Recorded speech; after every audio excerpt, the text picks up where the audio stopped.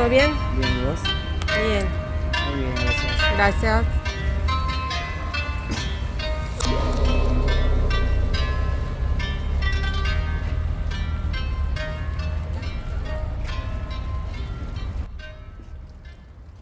El Jardín Japonés de Buenos Aires fue inaugurado en el año 1967 para la llegada del emperador y su mujer.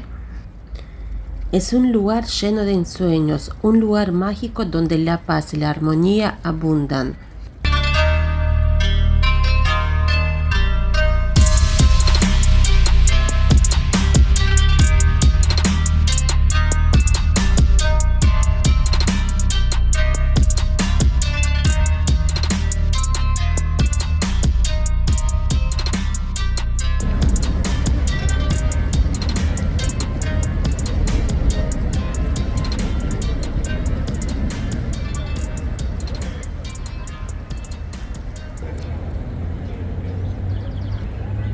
Su tranquilidad hipnotizante y riqueza natural contrasta con el caos de la ciudad, haciendo que los visitantes se olviden de lo cotidiano y se detengan a realizar un camino interior.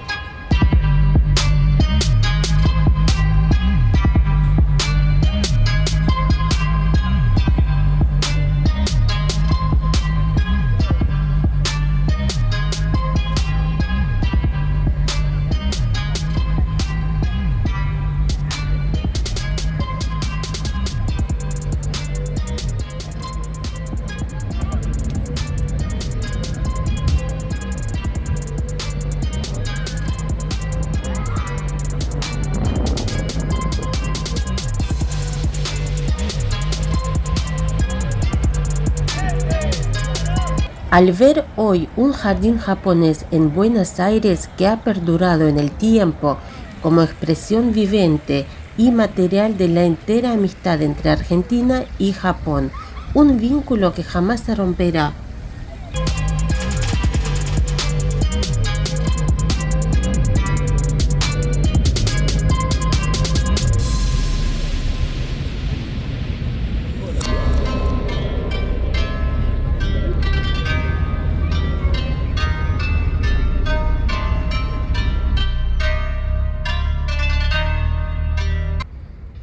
La idea surgió con el propósito de crear un hermoso lugar perdurable de encuentro entre la colectividad japonesa y los principales herederos al trono imperial.